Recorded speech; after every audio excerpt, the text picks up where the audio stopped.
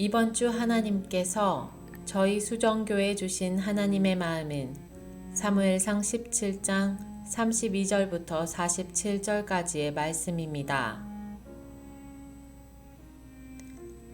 다윗이 사울에게 말하되 그로 말미암아 사람이 낙담하지 말 것이라.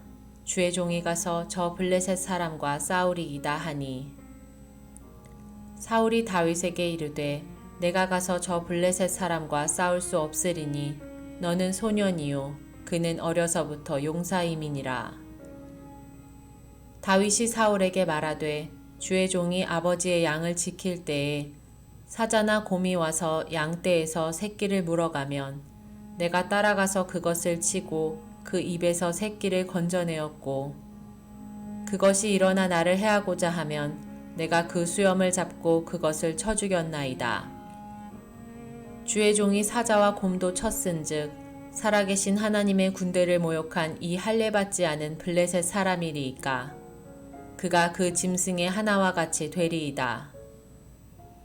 또 다윗이 이르되 여호와께서 나를 사자의 발톱과 곰의 발톱에서 건져내셨은즉 나를 이 블레셋 사람의 손에서도 건져내시리이다.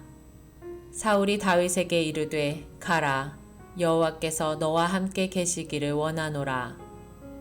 이에 사울이 자기 군복을 다윗에게 입히고 노투구를 그의 머리에 씌우고 또 그에게 갑옷을 입히매, 다윗이 칼을 군복 위에 차고는 익숙하지 못하므로 시험적으로 걸어보다가 사울에게 말하되 익숙하지 못하니 이것을 입고 가지 못하겠나이다 하고 곧 벗고, 손에 막대기를 가지고 시내에서 매끄러운 돌 5을 골라서 자기 목자의 제구 곧 주머니에 넣고 손에 물매를 가지고 블레셋 사람에게로 나아가니라. 블레셋 사람이 방패든 사람을 앞세우고 다윗에게로 점점 가까이 나아가니라. 그 블레셋 사람이 둘러보다가 다윗을 보고 업신여기니 이는 그가 젊고 붉고 용모가 아름다움이라. 블레셋 사람이 다윗에게 이르되 내가 나를 개로 여기고 막대기를 가지고 내게로 나아왔느냐 하고 그의 신들의 이름으로 다윗을 저주하고, 그 블레셋 사람이 또 다윗에게 이르되 내게로 오라. 내가 내 살을 공중의 새들과 들짐승들에게 주리라 하는지라. 다윗이 블레셋 사람에게 이르되 너는 칼과 창과 단창으로 내게 나아오거니와 나는 만군의 여호와의 이름 곧 내가 모욕하는 이스라엘 군대의 하나님의 이름으로 내게 나아가노라.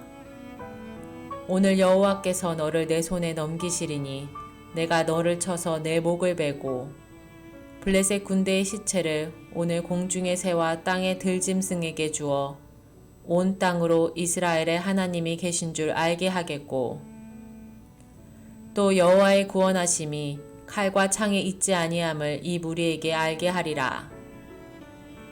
전쟁은 여호와께 속한 것인즉 그가 너희를 우리 손에 넘기시리라. 아멘.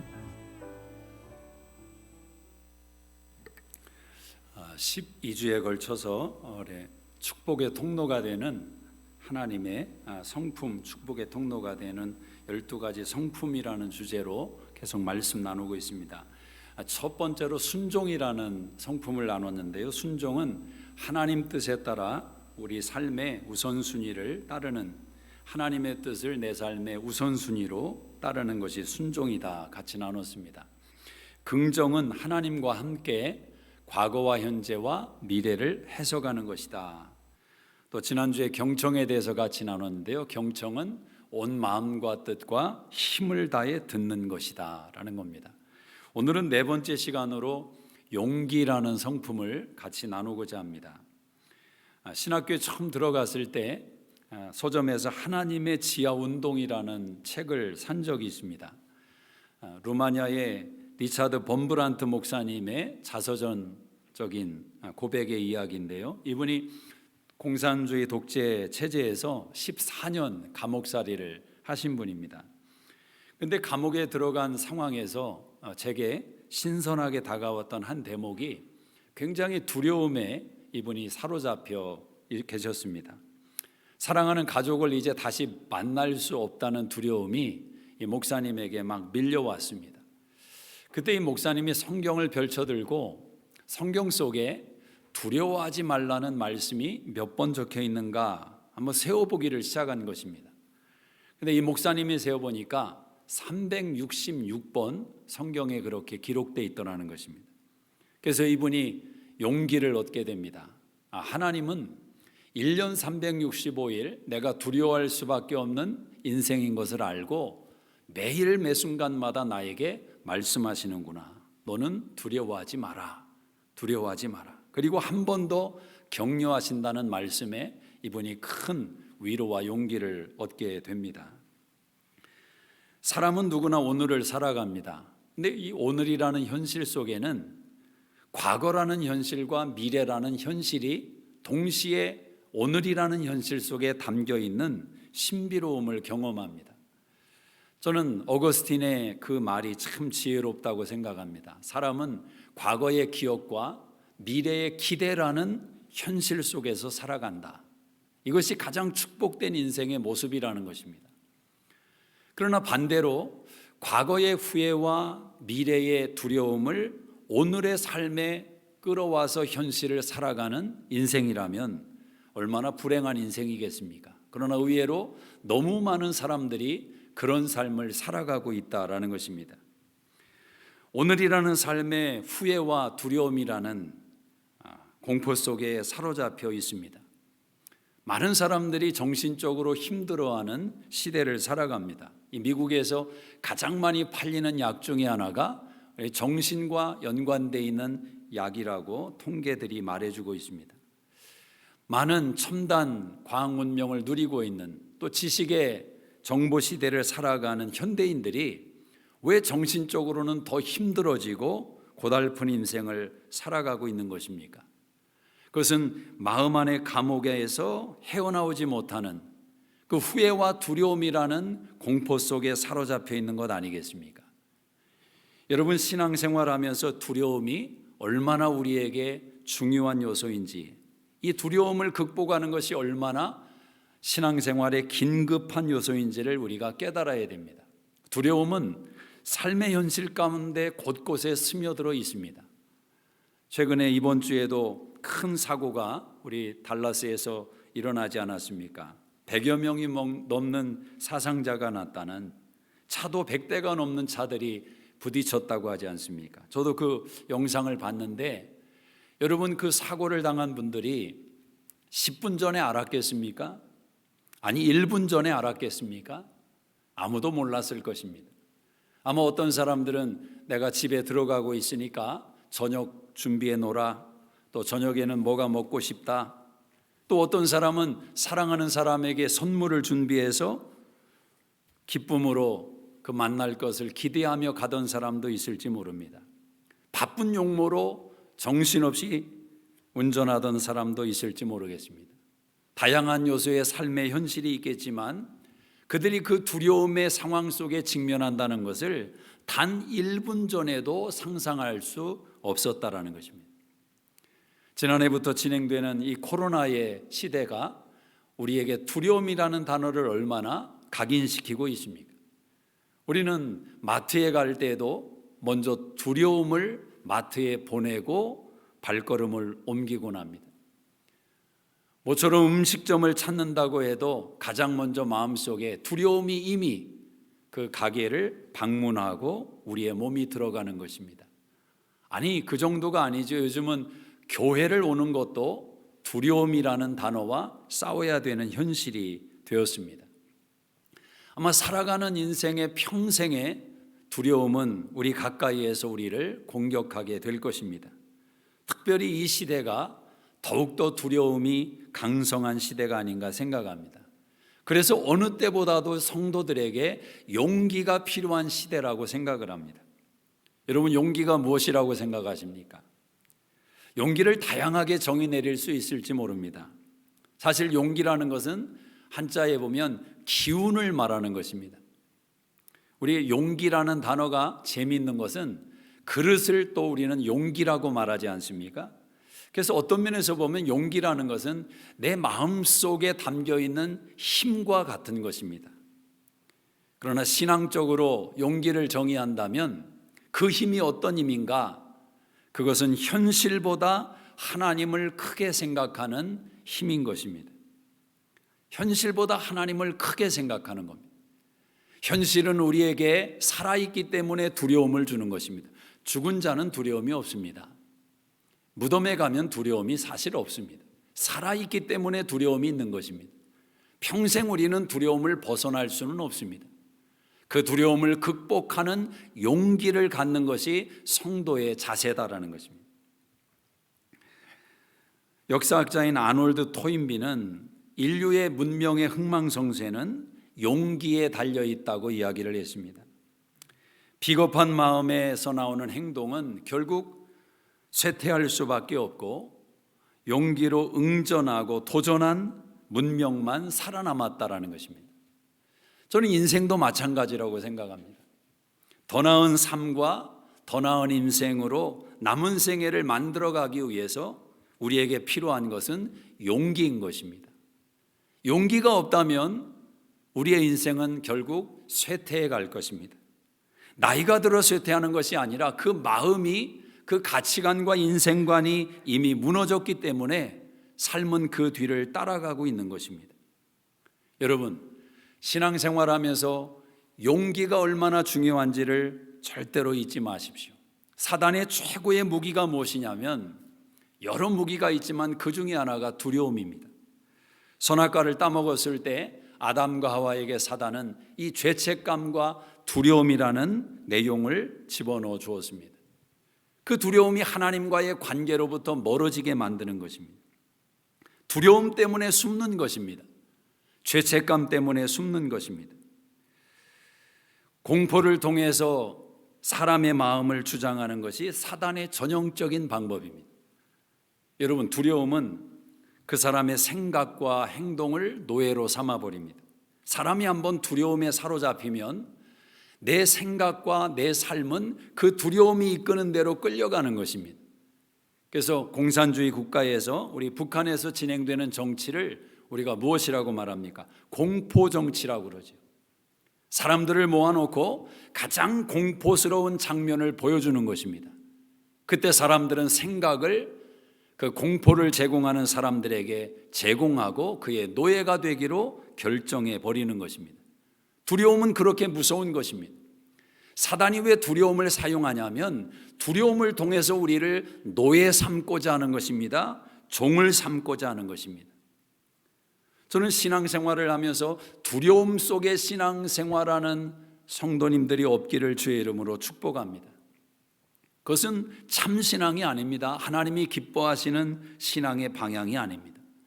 내가 천국 못 갈까 봐, 내가 지옥 갈까 봐 두려워서 하나님을 잘 섬기는 것, 이것은 신앙의 올바른 방향이 아닙니다. 여러분, 가장 두려움의 요소로 신앙의 행위를 끌어내려는 단체가 어디입니까? 이단 아닙니까? 이단 단체에 들어가면 거기에는 하나같이 여러 가지 교리들이 있고 내용들이 있지만 핵심은 이것입니다. 두려움입니다. 두려움. 왜 헌신하는지 아십니까? 왜 젊은 사람들이 미친 듯이 자기 인생을 걸고 그 이단 단체에 투자하고 자기 인생을 거는지 아십니까? 두려움 때문에 그러는 것입니다. 그 교주들은 두려움을 기가 막히게 활용할 줄 아는 능력이 있는 것입니다. 저는 그런데 안타까운 것이 하나님의 은혜 속에서 그 아들 예수의 사랑과 그 구원의 은총을 덧입고 신앙생활한다고 하는 우리 개신교 안에도 이런 두려움이 난무하는, 두려움 속에서 신앙생활을 세워가는 그런 신앙의 모습들이 많이 드러날 수 있는 것을 봅니다. 종종 TV 이벤젤리스트들이 설교하면서 마지막 순간에 헌금을 독려할 때, 저는 유학 가서 어설픈 영어지만 영어를 배우려는 또 욕심에서 설교로 영어를 배우자. 그래서 설교를 참 많이 들었습니다. 근데 어느 순간 가만히 앉아 있을 때 제 안에 두려움의 공포의 메시지를 던지는 것을 봤습니다. 지금 헌신 안 하면 죽는다는 것입니다. 여러분, 얼마나 많은 사람들이 그 두려움의 공포 속에서 버튼을 누르겠습니까? 그 사람들에게 물질을 보내는 거죠. 그리고 그 물질이 어떻게 사용되는지 사람들은 모르는 것입니다. 여러분, 세상 속에는 사단의 방법이 악한 모습으로만 사용되는 것이 아니라 광명의 천사의 모습을 가장하고도 얼마든지 가능할 수 있다라는 것입니다.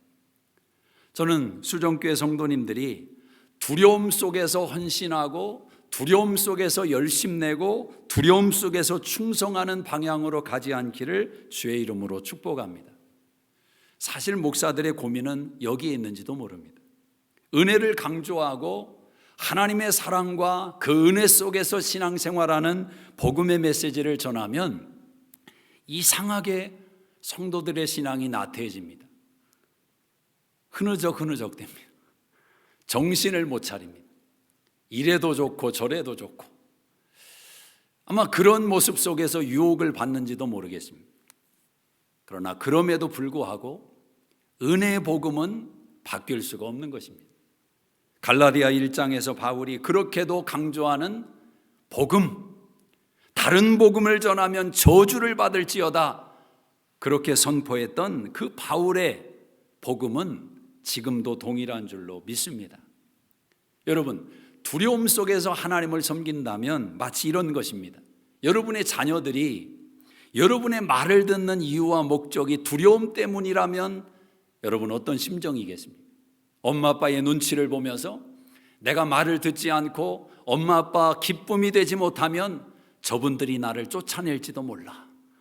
오늘은 밥을 주고 오늘은 옷을 입혀주지만 나를 발가벗겨 쫓아낼지 몰라. 두려움 때문에 눈치를 보고 아이들이 말을 듣고 엄마 비율을 맞추고 아빠 비율을 맞추고 조금 안색이 안 좋으면 애들이 벌써 긴장해서, 그런 가정이라면 그곳에 행복이 있겠습니까? 말은 들을지 모릅니다. 남들이 바라볼 때는 야, 자녀들 교육 바로 시켰네요. 참 훌륭하게 교육시켰습니다. 그 소리는 들을지 모릅니다. 그러나 그 속에 행복이 있겠느냐는 것입니다.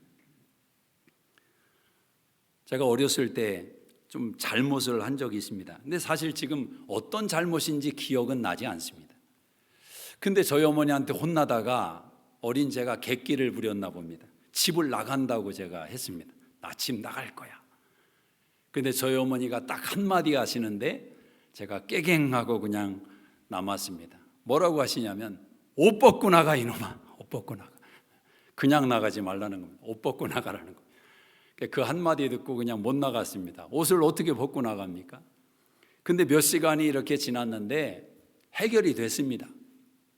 그리고 그날 저녁상을 잘 얻어 먹었습니다.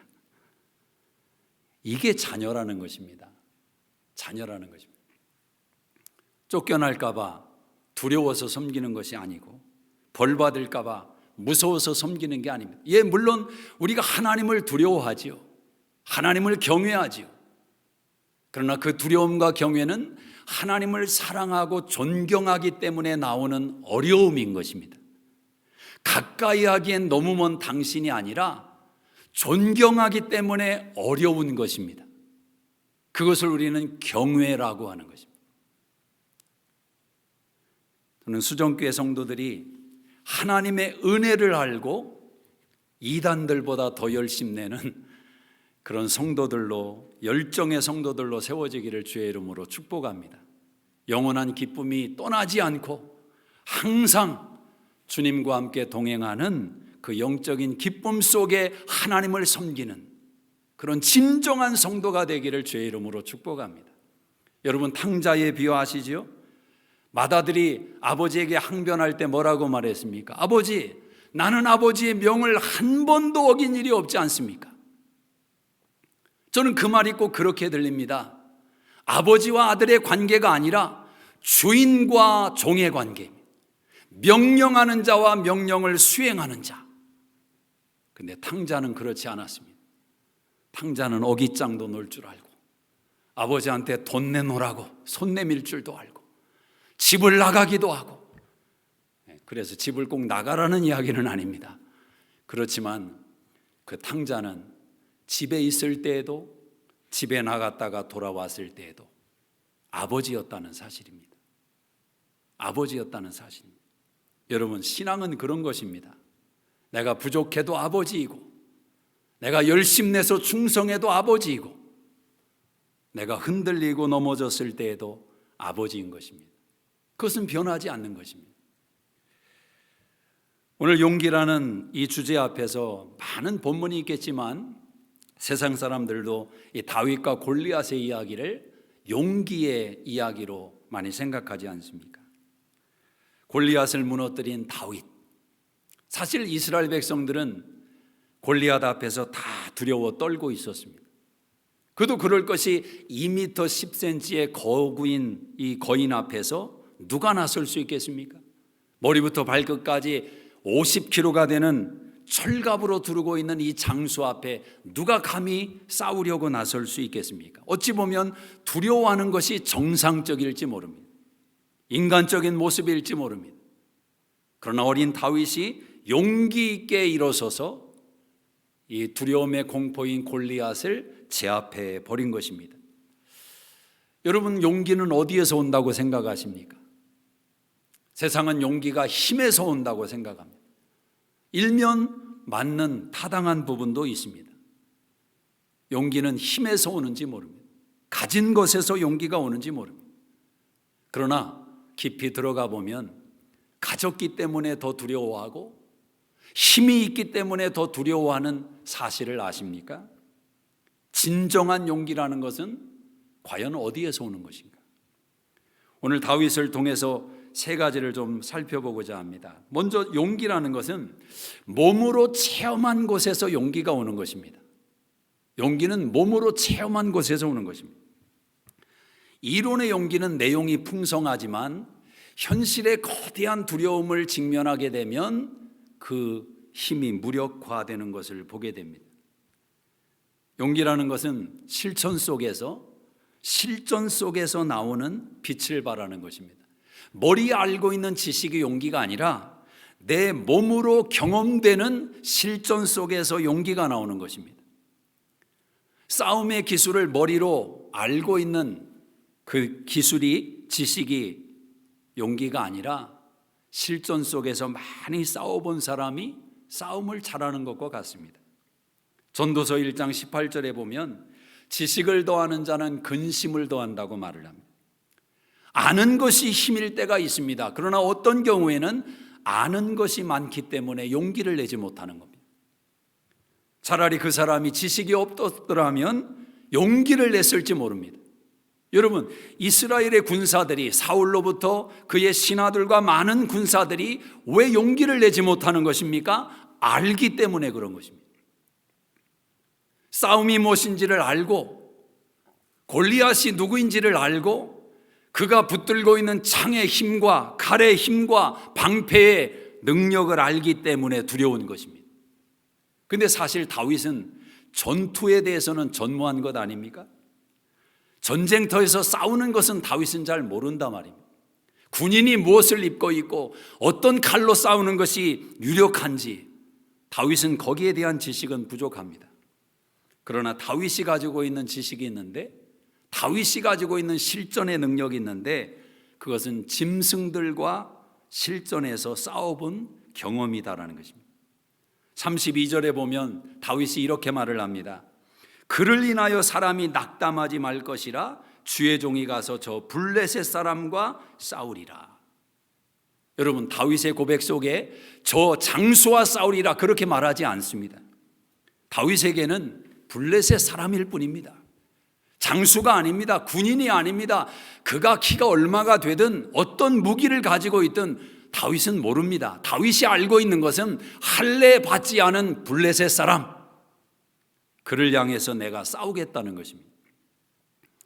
그를 말리는 사울 왕과 형제들에게 다윗은 용기를 내서 나가며 그렇게 고백을 했습니다. 내가 양을 칠 때 사자와 곰이 와서 내 양을 움켜가면 내가 그들과 싸워서 사시는 하나님을 의지해서 그들과 싸워서 이겼습니다. 저 블레셋 할례 받지 못한 사람이리까. 그 짐승과 똑같이 될 것입니다. 여러분, 다윗이 이 말을 할 때 다윗의 눈에서 불이 나지 않았겠습니까? 아마 그 용기가 사울의 싸늘한 두려움을 사로잡았을지도 모릅니다. 그랬기 때문에 다윗을 내보냈는지도 모릅니다. 다윗의 용기가 어디에서 나온 것인가? 그가 경험했던 싸움 속에서, 실전 속에서 나온 용기다라는 것입니다. 용기는 하루아침에 형성되지 않습니다. 용기는 근육이 있는 것입니다. 우리 육체의 근육도 시간과 함께 만들어지듯이 용기라는 것도 그렇습니다. 작은 승리의 경험이 용기를 주는 것입니다. 그래서 자녀들을 키울 때 우리 부모들에게도 많은 지혜가 필요한 것 같습니다. 늘 실패하고 우리가 넘어지는 과정 속에서 배우지 않습니까? 저는 책을 읽힐 때에도 어린 자녀들에게 너무 큰 책을 사주는 것, 전집을 사주는 것, 그런 것보다 작은 책 한 권의 성공을 맛보게 하는 것이 필요하다고 생각합니다. 막 페이지 500페이지짜리 사주면서 야 이거 재밌으니까 읽어봐, 그게 아니라 작은 책, 그것을 내가 처음부터 끝까지 읽었다라는 성공을 맛보는 것입니다. 성공을 맛보는 것입니다. 여러분, 작은 성공 하나하나를 맛보는 것이 얼마나 중요한 것입니까? 그때 사람은 자기도 모르게 용기가 생기는 것입니다. 할 수 있다는, 하면 된다는, 자기 내면 속에 자기가 이전에 가져보지 못했던 용기의 생각이 와 있는 것입니다. 그것이 하루아침에 생긴 것이 아니라 하루하루의 삶 속에서 용기의 근육이 만들어져 있던 것입니다. 오늘 37절에 보면 다윗이 이런 고백을 합니다. 여호와께서 건져내셨은즉 건져내실 겁니다. 자, 이 고백은 그 사이에 무엇이 들어가든 상관이 없습니다. 여러분도 이 고백의 주인공이 되셔야 됩니다. 하나님께서 건져내셨은즉 건져내실 것입니다. 여기서 용기가 나오는 것입니다. 과거를 돌아보십시오. 하나님의 은혜에 대한 기억이 왜 없겠습니까? 그 수많은 하나님의 은혜의 순간들을 떠올리며 그 속에서 용기를 길어내는 것입니다. 체험이 얼마나 중요한 것입니까? 작은 사건 하나하나가 모여서 거대한 골리앗을 무너뜨리는 능력으로 표출되는 것입니다. 용기는 어디에서 나오는 것인가? 내 몸으로 체험된 사건 속에서 용기가 나오는 것입니다. 두 번째로 용기는 익숙함의 실력에서 나오는 것입니다. 익숙함의 실력에서 나오는 것입니다. 자, 사람이 용기 있다고 할 때 우리는 무슨 생각을 합니까? 그 사람 마음속에 거리낌이 없을 때 용기가 있습니다. 스스로 걸리면 용기를 내지 못하는 것입니다. 그래서 스스로 걸림이 있으면 경찰 차만 봐도 근육이 굳어버리는 것.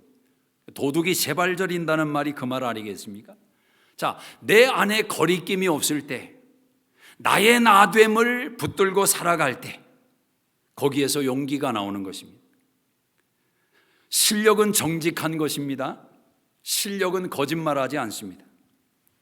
무대 커튼 뒤에서 흘린 눈물과 땀이 무대의 모습을 드러내게 되는 것입니다. 오늘 사울왕은 용기 있게 나서는 다윗에게 자기의 갑옷을 제공을 했습니다. 사울왕이 갑옷을 입어든 다윗의 모습이 얼마나 엉성해 보였겠습니까? 왕의 갑옷이니까 폼은 나겠지만 다윗에게는 익숙하지 않았다라는 것입니다. 그래서 39절에 보면 익숙하지 않았다는 표현이 두 번 등장합니다. 여러분, 언제나 여러분에게 익숙하지 않은 것은 용기를 만들어낼 수가 없습니다. 용기는 익숙함에서 나오는 것입니다. 익숙함의 실력에서 용기가 나오는 것입니다. 사울의 옷이 아무리 그 외모가 화려해 보이고 능력이 있어 보여도 내 옷이 아닐 때는 용기가 될 수 없다라는 것입니다. 영국의 정신분석가인 위니 코트라는 박사가 있습니다. 이분이 가짜작이 진짜작이라는 용어를 만들어냈습니다. 현대인들을 가만히 보니까 너무나 많은 사람들이 가짜자기의 인생을 살더라는 것입니다. 가짜자기, 사람들이 바라보는 이미지의 삶을 살더라는 것입니다. 나의 인생을 사는 것이 아니라 만들어진 인생, 가공된 인생, 거짓된 인생을 살더라는 것입니다. 여러분, 거기에서부터 인생이 방향을 잘못 틀게 된 것입니다. 나를 만난다는 것은 사실 쉬운 일이 아닙니다. 그래서 진정으로 자기를 대면하는 사람들은 고통스러워합니다. 그 고통을 피하기 위해서 우리는 적당하게 포장을 하는지 모릅니다. 우리를 포장시킬 수 있는 요소가 너무도 많기 때문에 자기와 대면하지 않고 그러려니 하면서 인생을 사는 것입니다. 그러나 진정한 자기를 대면하고 나의 인생을 사는 것이 얼마나 소중한지 모릅니다. 우리가 자기 긍정, 또 자기 수용, 이런 단어를 여러분 한 번쯤은 들어보셨을 겁니다. 자기 긍정의 생각을 갖는 것이 중요하다. 긍정과 자기 긍정은 조금 다른 것입니다. 여러분, 거울 앞에 서서 그런 말 해보셨습니까? 나는 할 수 있다. 장표야, 넌 할 수 있어. 거울을 쳐다보면서 하루에 3번, 7번씩 나에게 말을 하는 것입니다. 여러분, 그런 때 어떻습니까? 에너지가 나겠죠. 나름 용기가 나겠죠. 그런 것이 때로는 도움될 때가 있습니다. 그러나 현실을 벗어날 때 이 자기 긍정이라는 것은 얼마나 무서운 몰락을 몰고 오는 것입니까? 어떤 면에서 보면 자기 긍정보다 중요한 것이 자기 수용입니다. 자기 수용입니다. 나를 발견하고 나를 그대로 수용해 주는 것입니다. 나의 강점이 무엇이고 약점이 무엇인지를 내가 먼저 인정해 주는 것입니다. 남이 하기 전에 내가 하는 것입니다. 나를 나로 받아주는 것입니다. 아니, 하나님도 나를 그대로 받아주는데 왜 내가 나를 받아주지 못하는 것입니까? 그 속에서 사람들은 예스와 노를 할 수 있게 되는 것입니다. 겸손하게 노를 할 수 있고 또 때로는 용기를 내서 예스라고 할 수가 있는 것입니다. 여러분, 예스와 노가 불분명한 사람들의 문제가 무엇입니까? 사실은 아직 자기를 모르는 것입니다. 남들이 나를 착하게 바라봅니다. 선하게 바라봅니다. 그런 사람들의 특징일수록 노를 못하는 겁니다. 그리고 집에 와서 노하는 것입니다. 혼자. 그 사람 앞에 가면 예스, 예스. 얼마나 괴로운 인생을 살아가겠습니까?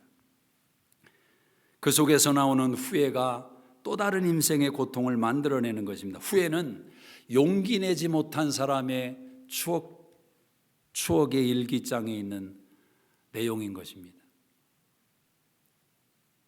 후회라는 것은 용기 내지 못했던 것을 아쉬워하고 그리워하는 것입니다. 모든 사람에게는 하나님의 형상이 있고 하나님의 목적과 뜻이 담겨 있습니다. 계획이 있습니다. 하나님은 여러분 한 사람 한 사람을 지으실 때 여러분의 색깔을 담아서 이 세상에 보내신 분입니다. 세상 사람들은 원색을 좋아하죠. 원색, 빨주노초 파남보. 많이 보니까 어렸을 때 제가 그림을 그렸던 것을 한번 떠올려 보니까 어린아이들일수록 그림을 그리면 원색을 좋아하는 것 같아요. 그래서 태양을 그리라 하면 다 빨간색, 나뭇잎을 그리면 다 초록색을 일관되게 사용합니다. 근데 좀 자라면서 여러분 명작을 보시든지 불후의 명작들을 대할 때 어떤 생각이 드셨습니까? 원색이 있습니까?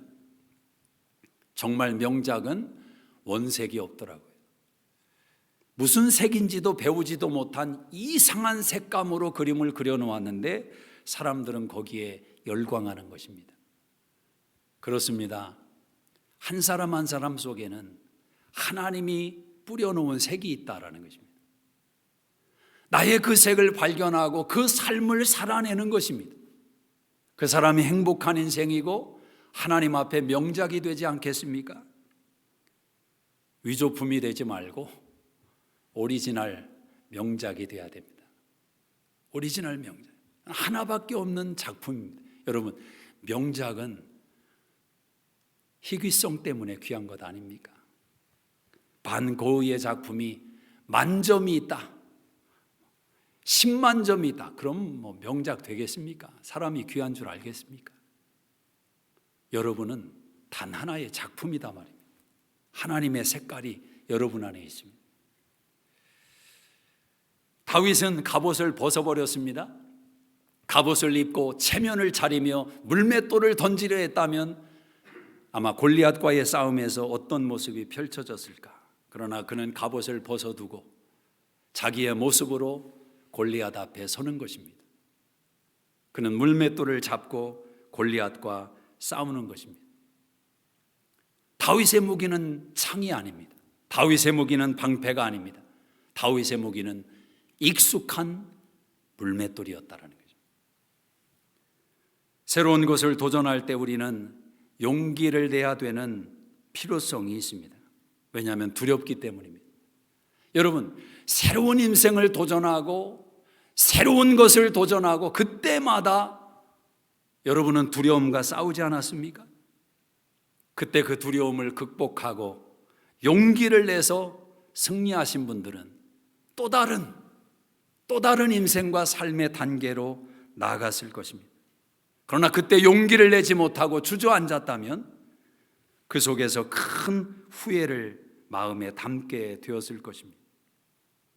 여러분, 다윗의 이 물맷돌 솜씨가 어떻게 온 것인가?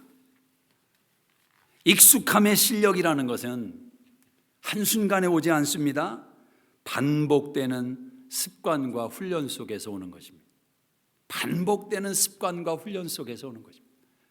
물맷돌을 다윗이 처음 던졌을 때 그의 물맷돌은 허공을 치고 날아갔을지 모릅니다. 수없이 던지고 수없이 반복했던 다윗의 물맷돌의 익숙함이 어느 순간 그에게 용기를 불러일으키는 능력이 된 것입니다. 오늘 여러분의 삶의 자리를 돌아보십시오. 여러분의 삶의 자리에 여러분이 붙들고 있는 내용들이 용기를 만들어내고 있습니까? 그렇다면 익숙해져 있기 때문에 그런 것입니다. 거기에 많은 시간을 투여했을 것입니다. 나름대로 그 분야의 달인이 되어 있기 때문에 용기를 낼 수 있는 것입니다. 사람들은 쉽게 생각하는 경향이 있습니다. 어떤 사람들은 골리앗이 물맷돌에 맞은 것은 골리앗의 대가리가 컸기 때문이다. 누구나 던져도 맞출 수 있었다. 아닙니다. 또 믿음을 가장한 사람들은 이런 생각을 할 수 있습니다. 아무렇게나 던졌는데도 하나님이 골리앗의 이마에 딱 들어맞게 하셨다. 굉장히 믿음 있는 말처럼 들리지만 아닙니다. 골리앗을 넘어뜨린 것은 다윗의 실력입니다. 다윗의 실력입니다. 다윗의 물맷돌 실력이 골리앗을 넘어뜨린 것입니다. 용기는 익숙함의 훈련에서 오는 것입니다. 그래서 여러분, 낯설은 두려움을 어색하게 여기지 마십시오. 그건 어차피 극복해야 될 숙제인 것입니다. 영적인 오기를 가져야 됩니다. 여러분, 두려움이 밀려옵니까? 그러면 믿음의 사람들은 영적인 오기를 먹어야 됩니다. 이것을 내가 넘어서야 돼. 내가 익숙해지는 순간까지 나는 넘어서야 된다. 그래서 제가 어느 순간에 저도 깨달아가는 게 생기더라고요. 뭐냐면 죄가 아니라면 다 해보자. 다 해보자.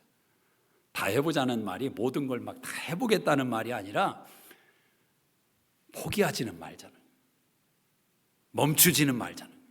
안 해보자. 이건 못합니다. 안 합니다. 그게 아니라 죄만 아니라면 해보는 겁니다.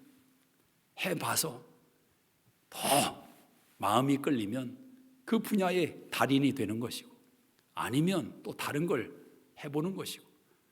여러분, 취미생활도 그렇지 않습니까? 어정쩡하지 말고 익숙함에 실력을 가질 때까지, 그래야 뭔가 그 속에서 길어내는 것도 있고 기쁨도 있고 맛도 보는 거지, 이거 찔끔 저거 찔끔 그러면 안 좋은 것 같아요. 던져보는 것입니다. 낯설음을 뛰어넘어 보는 것입니다. 저는 군대 생활하면서 그 훈련을 받을 때 제가 공포라는 것을 느껴본 적이 있습니다. 3가지 훈련이었던 것 같아요. 하나는 수류탄 훈련이고, 수류탄을 핀을 빼서 잡고 있다가 던져야 되는데 그 핀을 빼고 몇 초를 기다리는 이 순간이 얼마나 공포스러웠는지 몰라요. 2번째는 화생방 훈련, 가스실에 들어가서 콧물 눈물 다 쏟았던 그게 아주 고통스럽고, 3번째는 레펠, 그 바위 타고 로프를 타고 내려오는 훈련이었습니다. 그 훈련을 받으러 갔는데 조교가 시범을 보이는 겁니다. 아래서 보는 것과 위에서 내려다보는 것은 천지 차이입니다. 근데 조교가 훈련을 보이고 난 다음에 골탕을 먹이려고 아마 작정을 했던 것 같습니다. 군종병 손을 들으라는 겁니다. 군종. 저는 그때 중대 군종병이어서 사실은 혜택 보는 건 하나도 없고 주일에 교회 가는 사람 인원수 체크하는 게 제 사명이었는데 모든 걸 다 똑같이 하는 사람이었는데 군종병이라는 것 때문에 이제 제가 시범을 보이라는 겁니다.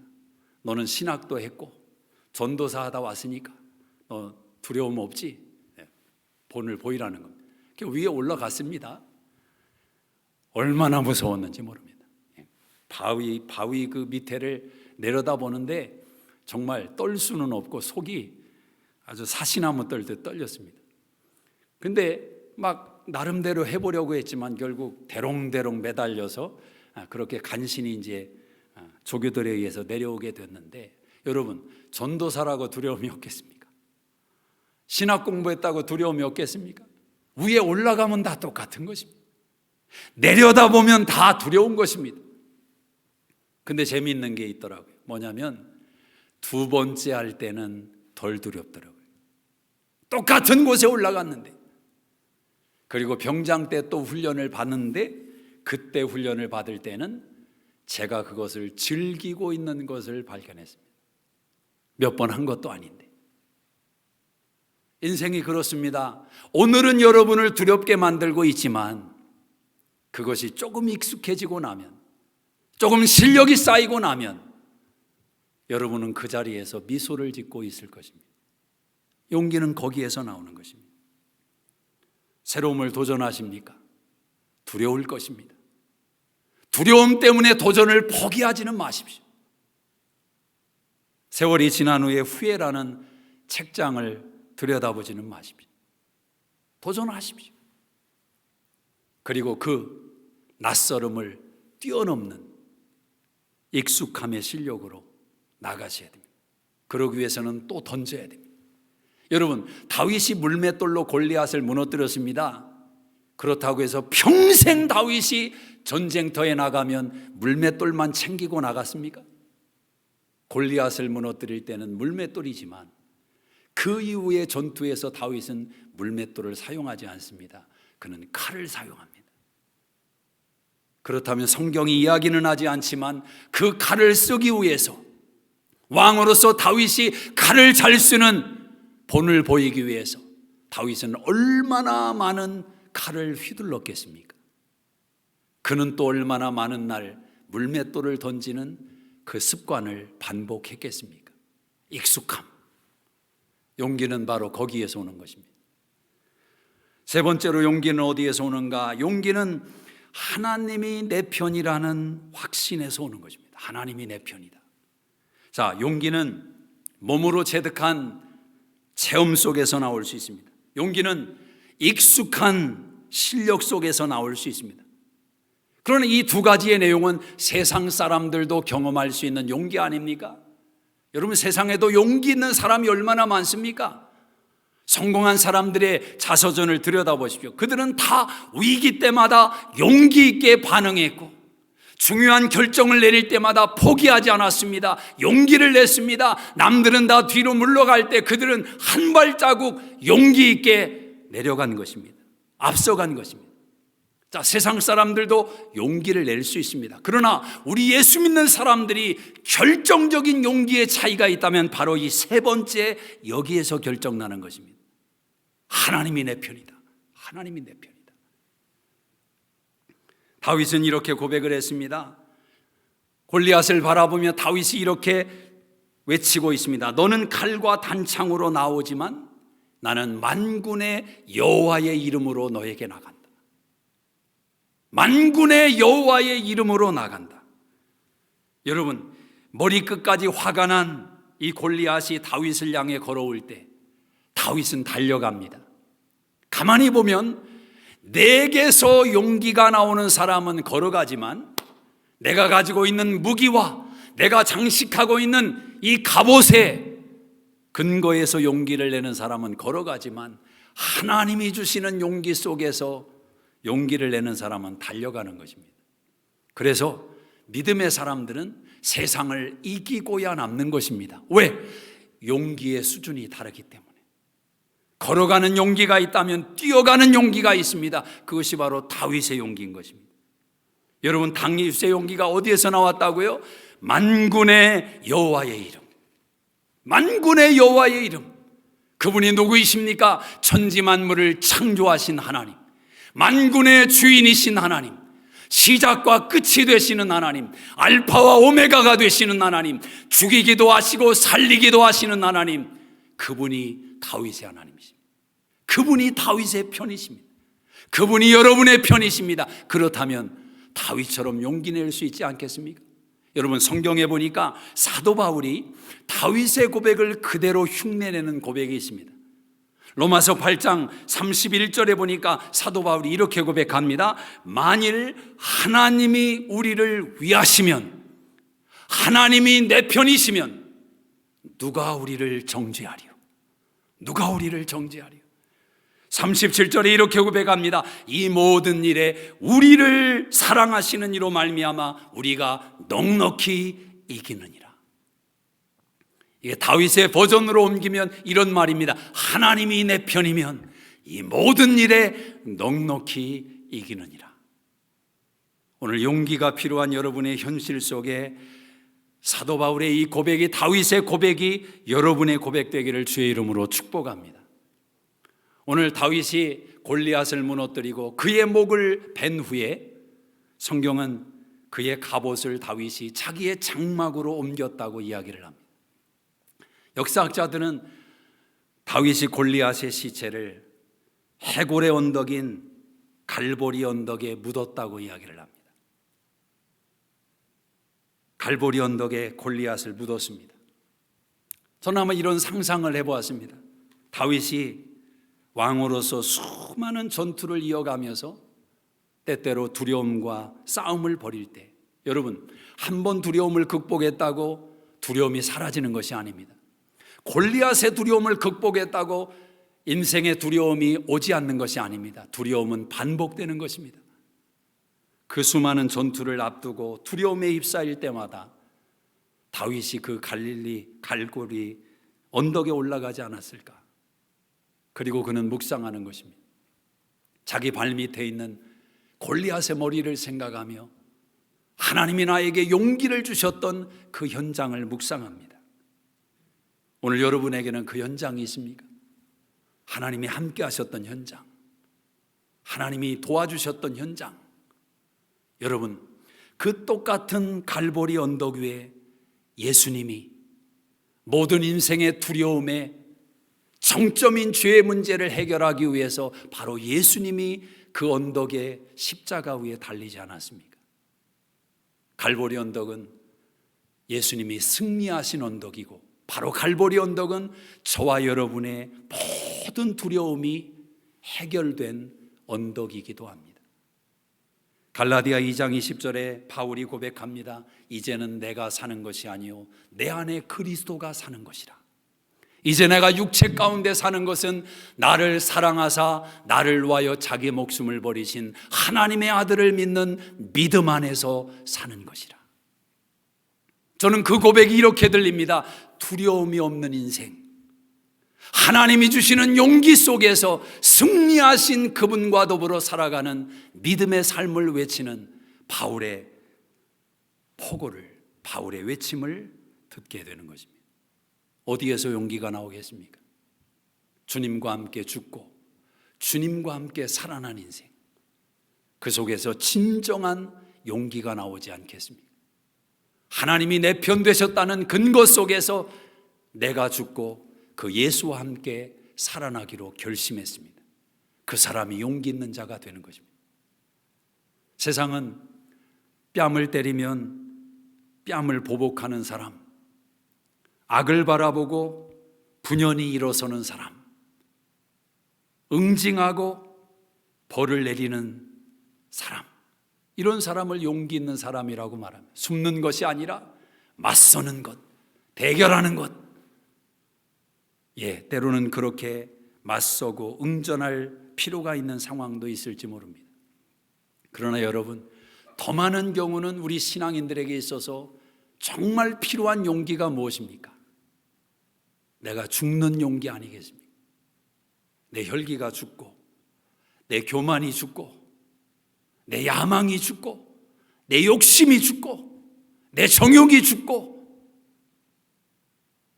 화를 낼 수 있는 상황 속에서도 예수님과 함께 죽었다는 생각에 침 한 번 꿀떡 샘기고 참을 수 있는 용기, 참을 수 있는 용기. 저는 김익두 목사님의 그 간증을 생각할 때마다 참 은혜가 됩니다. 깡패였다가 사람들에게 그 모진 악한 일을 하다가 예수 만나고 변화되었던 그분이 사람들에게 회자 되었습니다. 김익두가 변했다. 그때 어떤 사람이 김익두가 변했는지를 검증하기 위해서 그가 지나갈 때 물벼락을 날렸다는 것 아닙니까? 근데 그 사람을 바라보며 김익두 목사님이 그렇게 반응하십니다. 옛날에 김익두가 죽은 것을 인해서 감사하십시오. 그리고 갔다는 것 아니겠습니까? 여러분, 용기가 무엇입니까?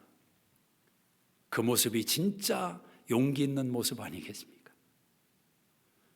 이번 주에 혹시 와이프들이 바가지를 긁을지라도 미안하다고, 내가 당신을 더 잘해주겠노라고 침 한번 꿀떡 삼키고 예수님과 함께 죽고 예수님과 함께 살아나서 반응한다면 당신이 최고로 용기 있는 사람입니다. 직장에서, 가정에서, 삶의 모든 현장에서 그 용기를 표현하는 우리 수정인들이 되시기를 주의 이름으로 축복합니다. 기도하겠습니다.